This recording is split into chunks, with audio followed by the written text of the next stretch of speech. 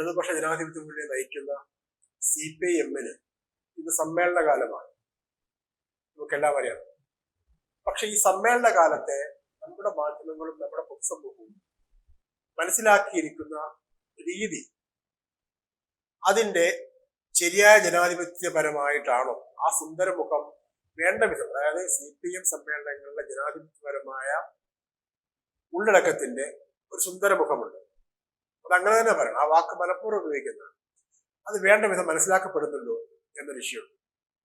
പ്രത്യേകിച്ച് ഇപ്പോൾ ഉയർന്നു വന്നിട്ട് ഒരുപാട് വിവാദങ്ങൾ, പ്രത്യേകിച്ച് ഭരിക്കുന്ന പാർട്ടി ആയതുകൊണ്ട് ഒരുപാട് വിവാദങ്ങൾ ഓരോ ദിവസവും വരികയും അതിന്റെ എല്ലാം കുന്തമുന ഭരിക്കുന്ന പാർട്ടിയുടെയും ആ മുന്നണിയുടെ തലവനായ മുഖ്യമന്ത്രിയുടെയും പാർട്ടി സെക്രട്ടറിയുടെ ഒക്കെ നേർക്ക് ഇങ്ങനെ ചോദ്യശരങ്ങളായി വരികയും ചെയ്യുന്ന സാഹചര്യത്തിൽ സമ്മേളനങ്ങളെ പരാമർശിച്ചുകൊണ്ട് വരുന്ന വാർത്തകളും ചർച്ചകളും ബഹുഭൂരിപക്ഷവും ഏതാണ്ട് എല്ലാം തന്നെ നെഗറ്റീവ് വാർത്തകളാണ് എന്നൊരു വസ്തുതയുണ്ട്. ഒരു ഉദാഹരണം പറയാം.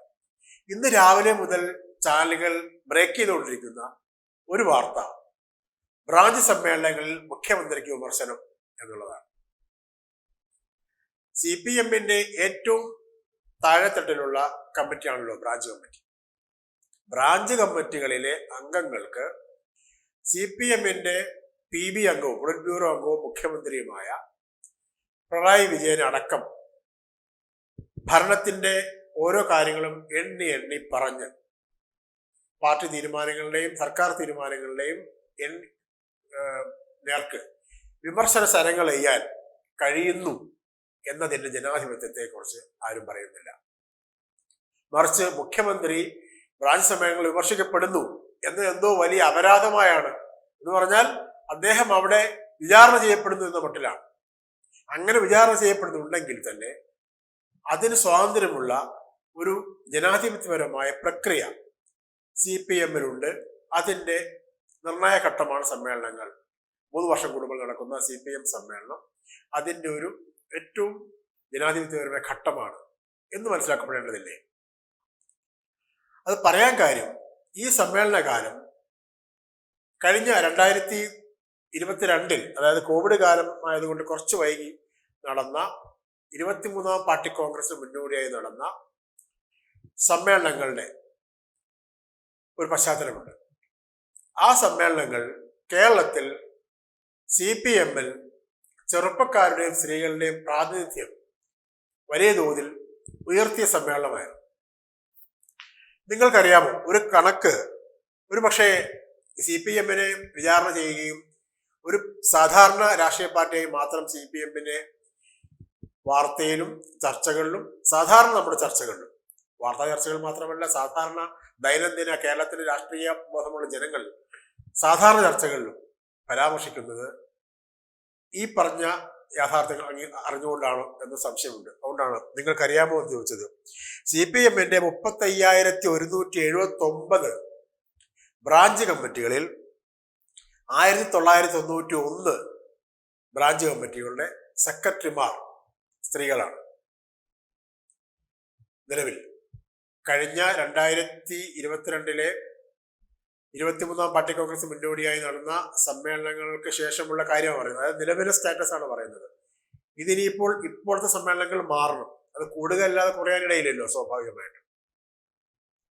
അതൊരു തീരുമാനത്തിന്റെ ഭാഗമാണല്ലോ.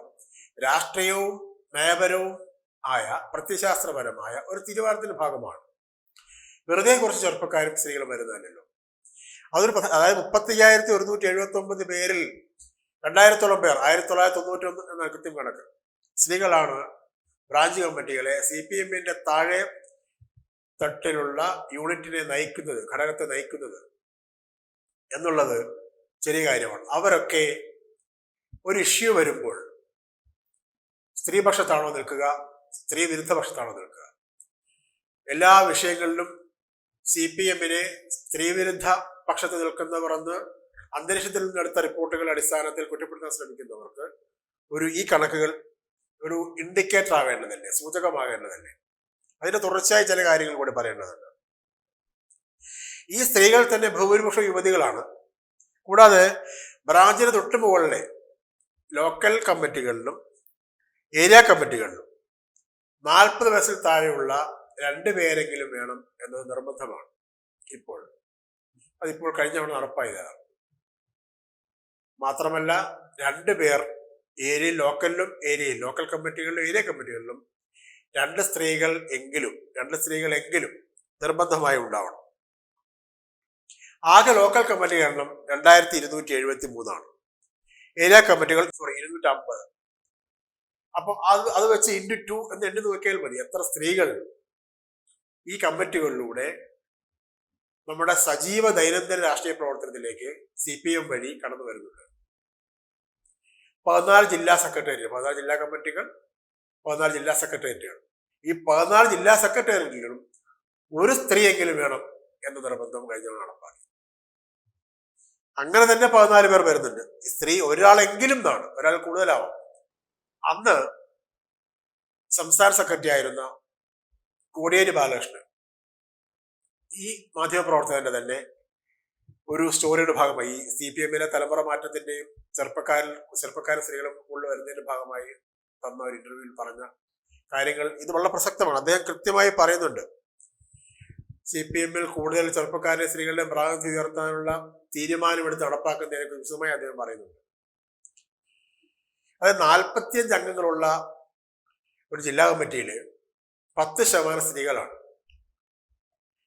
ഈ 45-ലെ 10% 4.5 പക്ഷെ അത് 4-ലേക്ക് മനുഷ്യനെ 4.5 വെക്കാൻ പറ്റാത്തതുകൊണ്ട് 4-ലേക്ക് കുറയ്ക്കുകയല്ല ചെയ്യുക, 5-ലേക്ക് ഉയർത്തി നിജപ്പെടുത്തുക ചെയ്യുക. 45 പേർ ഉള്ള ജില്ലാ കമ്മിറ്റിയിൽ 5 സ്ത്രീകൾ, ചിലയിടത്ത് 6 ഉണ്ട്. അതുവഴി വരുന്ന സ്ത്രീ പ്രാതിനിധ്യം എണ്ണി നോക്കൂ, കണക്ക് കൂട്ടി നോക്കൂ. സംസ്ഥാന കമ്മിറ്റിയിലും സ്വാഭാവികമായി 40 വയസ്സിൽ താഴെയുള്ളവരും സ്ത്രീകളുടെ പ്രാതിനിധ്യം ഉയരും. ഇതിന്റെ എല്ലാം ഭാഗമായി ചെറുപ്പക്കാരുടെ സ്ത്രീകളുടെയും വലിയൊരു നിരയാണ് ഉയർന്നു വരുന്നത്. അന്ന് ഓരോ ജില്ലാ കമ്മിറ്റിയിലെയും ചെറുപ്പക്കാരുടെയും സ്ത്രീകളുടെയും പ്രാതിനിധ്യം പേരടക്കം, അവരുടെ DYFI-യിലെയും SFI-യിലെയും പദവികൾ, അവർ വഹിച്ച പദവികൾ, അവർ ഇപ്പോൾ വഹിക്കുന്ന പദവികൾ എല്ലാം അടക്കം സമഗ്രമായ റിപ്പോർട്ടാണ് അന്ന് മലയാളം വാരിക ഇതുമായി ബന്ധപ്പെട്ട് പ്രസിദ്ധീകരിച്ചത്. ശരിക്കും പറഞ്ഞാൽ അതൊരു രേഖയാണ്. CPM-ന്റെ ചെറുപ്പക്കാരുടെയും സ്ത്രീകളുടെയും പ്രാതിനിധ്യം CPM എത്രത്തോളം നൽകുന്നു, അതിലൂടെ അവർ കേരളത്തിന്റെ സാമൂഹിക രാഷ്ട്രീയ ജീവിതത്തിൽ സ്ത്രീകളുടെ ചെറുപ്പക്കാരുടെ പ്രാതിനിധ്യം എത്രത്തോളം ഉയർത്തുന്നു എന്നതിന്റെ ഒരു രേഖ. സ്ത്രീകളുടെയും ചെറുപ്പക്കാരുടെയും പ്രാതിനിധ്യം കേരളത്തിന്റെ സാമൂഹിക രാഷ്ട്രീയ ജീവിതത്തിൽ ഉയർത്തുക, കേരളത്തിലെ ഏറ്റവും വലിയ പാർട്ടി അതിനുവേണ്ടി കൃത്യമായ ഇടപെടൽ നടത്തുക, തീരുമാനമെടുത്ത് നടപ്പാക്കുക എന്നതിനർത്ഥം കേരളത്തിന്റെ സാമൂഹിക രാഷ്ട്രീയ ജീവിതത്തെ കൃത്യമായും സ്ത്രീപക്ഷവും നീതിയുടെ പക്ഷവുമാക്കി മാറ്റുക എന്നുള്ളതാണ്. ഏതൊരു സമൂഹത്തിലെയും ഏറ്റവും ഊർജ്ജസ്വലമായ വിഭാഗം ആ സമൂഹത്തിലെ ചെറുപ്പക്കാരാണ്. ചെറുപ്പക്കാര് എല്ലാ സമൂഹത്തിലും നീതിയുടെ പക്ഷത്ത് നിൽക്കുന്നവരായിരിക്കും. വളരെ അപൂർവം പേർ മാത്രമായിരിക്കും അഴിമതിക്കാരും അനീതിയുടെ പക്ഷത്ത് നിൽക്കുന്നവരുമൊക്കെ, വളരെ ന്യൂനപക്ഷമായിരിക്കും. ബഹുഭൂരിപക്ഷം വരുന്ന യുവജനങ്ങൾ, സ്ത്രീകളും പുരുഷന്മാരും ഉൾപ്പെടുന്ന യുവജനങ്ങൾ, സ്ത്രീകളും പുരുഷന്മാരും ട്രാൻസ്ജെൻഡേഴ്സും അടങ്ങുന്ന യുവജന സമൂഹം നീതിയുടെ പക്ഷത്ത് നിന്നുകൊണ്ട് സമൂഹത്തിന്റെ പുരോഗമനപരമായ മാറ്റത്തിന് വേണ്ടി നിൽക്കുന്നവരായിരിക്കും. അപ്പൊ സ്ത്രീകളുടെയും ചെറുപ്പക്കാരുടെയും പ്രാതിനിധ്യം ഉയർത്തുക എന്നതിനർത്ഥം ആ സമൂഹത്തിന്റെ രാഷ്ട്രീയ പ്രക്രിയയെ കൂടുതൽ പുരോഗമനപരവും നീതിയുടെ പക്ഷത്തുള്ളതും പ്രത്യേകിച്ച് സ്ത്രീപക്ഷവുമാക്കി മാറ്റുക എന്നുള്ളതാണ്. ഹേമ കമ്മിറ്റി റിപ്പോർട്ട് പോലുള്ള കാര്യങ്ങൾ പുറത്തു വന്നുകൊണ്ടിരിക്കുമ്പോൾ, ഹേമ കമ്മിറ്റി റിപ്പോർട്ട് 4 വർഷം പൂഴ്ത്തിവെച്ചു എന്ന ഒരു അടിസ്ഥാനമില്ലാത്ത ആരോപണം ഉന്നയിക്കുമ്പോൾ ഒക്കെ ഈ കാര്യങ്ങൾ ഓർക്കേണ്ടതാണ്. എന്തുകൊണ്ടാണ് ഹേമ കമ്മിറ്റി റിപ്പോർട്ട് പുറത്തു വരാതിരുന്നത്? ആ ഹേമ കമ്മിറ്റി റിപ്പോർട്ടിൽ മൊഴി കൊടുത്ത ഇരകൾ എന്ന് നമ്മൾ വിശേഷിപ്പിക്കപ്പെടുന്ന സ്ത്രീകൾ തന്നെ കൃത്യമായും അവരുടെ പ്രൈവസി, ലട്ടക്കാരുടെ അല്ല, അവർ പറയുന്ന കാര്യങ്ങൾ അവരുടെ പേര് വെച്ച് കോട്ട് ചെയ്ത് പുറത്തു വന്നു കഴിഞ്ഞാൽ അവർക്കുണ്ടാകാവുന്ന പ്രശ്നങ്ങളെ കുറിച്ച് ജസ്റ്റിസ് ഹേമയോട് പറഞ്ഞുവെന്ന് അവർ തന്നെ സർക്കാരിന് കൊടുത്ത കത്ത്, ഇതൊക്കെ നിലവിലുണ്ട്. അതൊക്കെ മുഖ്യമന്ത്രി തന്നെ പുറത്തുവിട്ടതുമാണ്. അതൊക്കെ രഹസ്യരേഖകളല്ല. എന്നിട്ട് പോലും ഹേമ കമ്മിറ്റി റിപ്പോർട്ട് പൂഴ്ത്തിവെച്ചു, ഇപ്പോഴും പുറത്തു വരാതിരിക്കാൻ ശ്രമിക്കുന്നു എന്നൊക്കെയുള്ള ആരോപണങ്ങൾ ഒരടിസ്ഥാനവുമില്ലാതെ പറഞ്ഞുകൊണ്ടേയിരിക്കുന്നവർക്ക് ഈ കണക്കുകളും ഈ സ്ത്രീപക്ഷവും ഈ ചെറുപ്പക്കാരുടെ പ്രാതിനിധ്യവും ഈ സ്ത്രീകളുടെ പ്രാതിനിധ്യവും ഒക്കെ ഒരു പാഠമാകേണ്ടതാണ്, അനുഭവമാകേണ്ടതാണ്. അവർ വല്ലപ്പോഴുമെങ്കിലും അത് ഒന്ന് മനസ്സിലാക്കുകയും പറയുകയും ചെയ്യേണ്ടതാണ്. ഹേമ കമ്മിറ്റി റിപ്പോർട്ടിന്റെ 2ാം ഭാഗം അധികം വൈകാതെ പുറത്തു വരും എന്നാണ് ഞാനടക്കമുള്ള പല മാധ്യമപ്രവർത്തകരും പല സാമൂഹിക നിരീക്ഷകരും വിലയിരുത്തുന്നത്. അതിനങ്ങനെ ഒളിച്ചിരിക്കാൻ കഴിയില്ല. ഹേമ കമ്മിറ്റി റിപ്പോർട്ടാണെങ്കിലും അതിനേക്കാൾ വലിയ സ്ഫോടനാത്മകമായ റിപ്പോർട്ടുകളാണെങ്കിലും ഭരിക്കുന്ന ഗവൺമെന്റിന്റെയും ആ ഗവൺമെന്റിനെ നയിക്കുന്ന രാഷ്ട്രീയ നേതൃത്വത്തിന്റെയും തീരുമാനമില്ലാതെ പുറത്തു വരും എന്ന് വിശ്വസിക്കാൻ സാമാന്യ ബുദ്ധിയുള്ളവർക്ക് പ്രയാസമുണ്ട്. വിവരാവകാശ കമ്മീഷന്റെ വിധിയാവട്ടെ, ഏത് ഭരണഘടനാ സ്ഥാപനത്തിന്റെ വിധിയാവട്ടെ, സ്വാഭാവികമായും ഭരിക്കുന്ന രാഷ്ട്രീയ നേതൃത്വത്തിന്റെ ഒരു ഇച്ഛാശക്തി അതിലൂടെയാണ് പ്രകടമാവുന്നുണ്ടാവും. വിവരാവകാശ കമ്മീഷനെ CPM ഭരിക്കുന്ന പാർട്ടിയോ നിയന്ത്രിക്കുന്നതല്ല. പക്ഷെ ഒരു റിപ്പോർട്ട് പൂഴ്ത്തിവെക്കാതെ പുറത്തു വരാനുള്ള സ്വാഭാവിക പ്രക്രിയയിൽ ഭരിക്കുന്ന പാർട്ടിയും ഭരിക്കുന്ന ഗവൺമെന്റ് രാഷ്ട്രീയ നേതൃത്വവും വിലങ്ങിനെ കയറി നിന്നാൽ അത് 4 വർഷമല്ല 45 വർഷം വേണമെങ്കിലും പുറത്തു വരാതിരുത്താൻ കഴിയും. അങ്ങനെ ചെയ്തില്ല എന്നതിൽ അങ്ങനെ ചെയ്യാൻ കഴിയില്ല എന്നതിൽ ഈ പറഞ്ഞ സ്ത്രീപക്ഷ യുവജനപക്ഷ പ്രാതിനിധ്യത്തിന്റെ പ്രതീക്ഷയുണ്ട്. സ്വാഭാവികമായും അങ്ങനെ ഒരു പാർട്ടിയാണ് കേരളം ഭരിക്കുന്നത് എന്നതിൽ വലിയ പ്രതീക്ഷയുണ്ട്. നമ്മളിപ്പോൾ കടന്നുപോയിക്കൊണ്ടിരിക്കുന്ന ഈ ദിവസങ്ങളിൽ ADGP MR Ajith കുമാറിന്റെയും SP Sujith ദാസിന്റെയും ഒക്കെ വലിയ അവർ നേരിടുന്ന വലിയ ആരോപണങ്ങൾ സമൂഹത്തിൽ നിൽക്കുന്നുണ്ട്. അവർക്കെതിരെ നടപടികൾ എന്തുകൊണ്ട് വൈകുന്നു എന്ന ചോദ്യമുണ്ട്. അവർക്കെതിരെ നടപടികൾ നീതിയുക്തമായും അതിന്റെ നടപടിക്രമങ്ങൾ പാലിച്ചും പൂർത്തീകരിച്ചും ഉടൻ തന്നെ വരാതിരിക്കില്ല എന്ന പ്രതീക്ഷ പുലർത്താൻ കഴിയുന്നതും ഈ പറയുന്ന നീതിയുടെ പക്ഷം നിൽക്കുന്ന ഒരു പാർട്ടി സംവിധാനമാണ് കേരളം ഭരിക്കുന്നത് എന്നുകൊണ്ടാണ്. ഇതൊക്കെ ആനുഷംഗികമായി അനുബന്ധമായി പറയാൻ കാരണം ആദ്യം പറഞ്ഞത് തന്നെയാണ്. CPM-ന് ഇത് സമ്മേളനകാലമാണ്. CPM-ന്റെ ബ്രാഞ്ച് സമ്മേളനങ്ങൾ തുടങ്ങിയിരിക്കുന്നു. ലോക്കൽ, ഏരിയ, ജില്ലാ, സംസ്ഥാന സമ്മേളനങ്ങൾ വരാനിരിക്കുകയാണ്. ഈ വരാനിരിക്കുന്ന ദിവസങ്ങളിൽ CPM-ന്റെ ഓരോ അംഗവും ഓരോ പ്രതിനിധിയും അവരുടെ നേതൃത്വത്തെ കൃത്യമായും ചോദ്യം ചെയ്യും.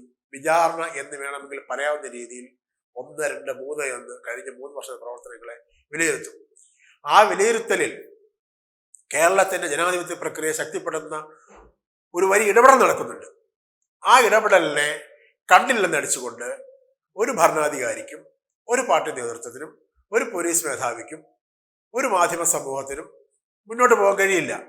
ആ യാഥാർത്ഥ്യത്തെ ഉള്ളിൽ വെച്ചുകൊണ്ട് വേണം നമ്മൾ നിലവിലെ പാർട്ടി സമ്മേളനത്തെ വിലയിരുത്താൻ. പാർട്ടി സമ്മേളനങ്ങൾ, CPM സമ്മേളനങ്ങൾ എന്ന് പറയുന്നത്, ഉദാഹരണമായിട്ട് വയനാട്ടിലെ മീനങ്ങാടി ഏരിയ കമ്മിറ്റി, അതിന്റെ സെക്രട്ടറി TP കുഞ്ഞുമോൾ എന്ന് പറയുന്ന വനിതയാണ്, സ്ത്രീയാണ്. കേരളത്തിൽ CPM-ന് ഏരിയ സെക്രട്ടറിയായി ഒരൊറ്റ വനിതയുള്ളൂ, കഴിഞ്ഞവിടെ വന്നതാണ്. കഴിഞ്ഞ 3 വർഷം ആ സഖാവ് കുഞ്ഞുമോൾ എന്ന CPM-ന്റെ മീനങ്ങാടി ഏരിയ സെക്രട്ടറി കഴിഞ്ഞ 3 വർഷം ഏരിയ സെക്രട്ടറി ആയിരുന്നതിന്റെ പ്രവർത്തന അനുഭവങ്ങൾ, അവർക്ക് കിട്ടിയ പുതിയ ഊർജം, അവരുടെ പുതിയ അറിവുകൾ, ഇടപെടലുകൾ, ഇതിനെക്കുറിച്ചൊക്കെ ഈ ദിവസങ്ങളിൽ ഏതെങ്കിലും മാധ്യമം റിപ്പോർട്ട് ചെയ്തു? ആർക്ക് താല്പര്യമില്ലാത്ത കാര്യമാണോ? കേരളത്തിലെ ജനങ്ങൾക്ക് അതറിയാൻ താല്പര്യമുണ്ടാവില്ലേ?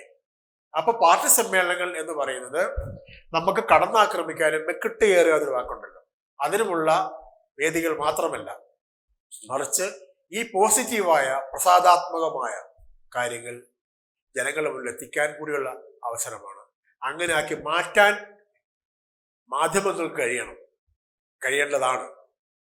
കഴിയുമെന്ന് ആശംസിച്ചുകൊണ്ട് അവസാനിപ്പിക്കുന്നു തൽക്കാലം. നന്ദി, നമസ്കാരം.